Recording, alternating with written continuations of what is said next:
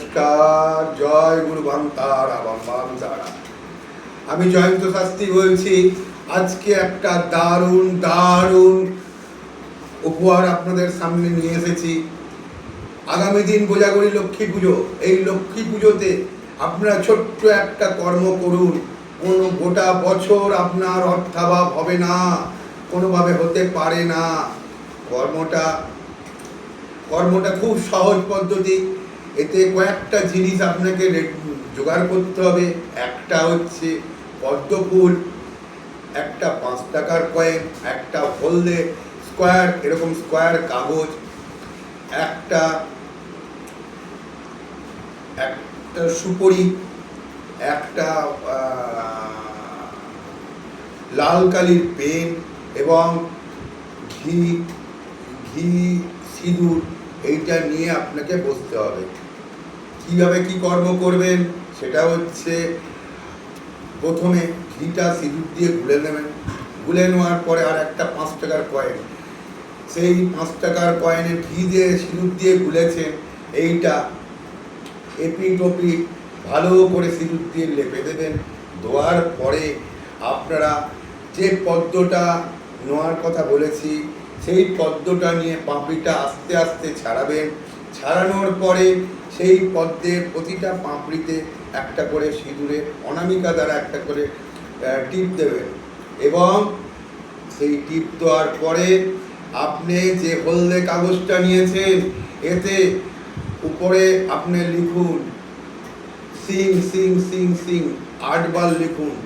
তারপরে নিচে আপনার যে অর্থ কষ্ট সেটা লিখুন। লেখার পরে আপনি সেই কাগজটাকে আস্তে আস্তে করে মুড়ুন, ছোট্ট করে নিন। এবং যে পদ্মটা আপনারা নিয়েছেন তার মধ্যে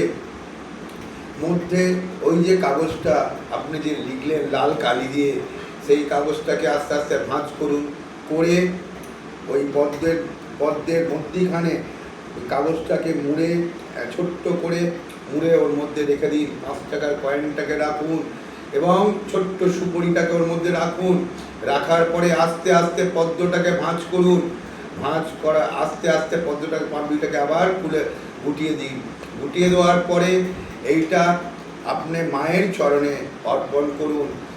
মা লক্ষ্মীর চরণে নমো এষ সচন্দন পুষ্পাঞ্জলি নমো ভগবতে মা ওং সিং মা লক্ষ্মী দেব্যই নমো নমো বলে এটা মায়ের চরণে উৎসর্গ করুন।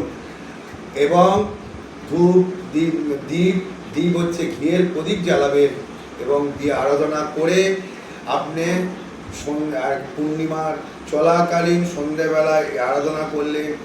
পূর্ণিমা ছাড়ার পরে এই যে পুষ্পটা, তার মধ্যে ওই যে কাগজ এবং পয়সা 5 টাকার কয়েন সুপরি যে দিয়েছিলেন মধ্যিখানে দেওয়ার পরে সেইটা অর্চনা করার পরে সেটা যে রেখে দিয়েছিলেন, পূর্ণিমা ছাড়ার পরে সেইটা পুষ্পটা নিয়ে লাল শালু কাপড়ে ওটাকে ভালো করে বাঁধুন। বাঁধার পরে আপনার যেখানে টাকা রাখেন, আলমারিতে কিংবা ডয়ারে যেখানে টাকা পয়সা রাখেন সেখানে রেখে দিন। গোটা বছর কোনো অর্থ কষ্টে ভুগবেন না। যারা আপনারা অতিরিক্ত পরিশ্রম করেছেন অর্থাভাবে, তাও আপনার অর্থাভাব দেখা দিচ্ছে, কিন্তু আর গোটা বছর কোনো অর্থাভাব দেখা দেবে না। এই কথা বলে আজকের ভিডিও আমি কমপ্লিট করলাম। আপনারা শুধু একটা সাবস্ক্রাইব করবেন, একটা লাইক করবেন। আপনাদের কাছে আর কিচ্ছু চাই না। আপনারা ভিডিওটা দেখুন, আপনারা কর্মটা করুন। তলায় আমার নাম্বারটা দিয়ে দিলাম, যে কোনো দরকারে আপনারা ফোন করবেন। আমি সব ফোন রিসিভ করি। নমস্কার, আমি রাখছি। জয় গুরু বাম্বা।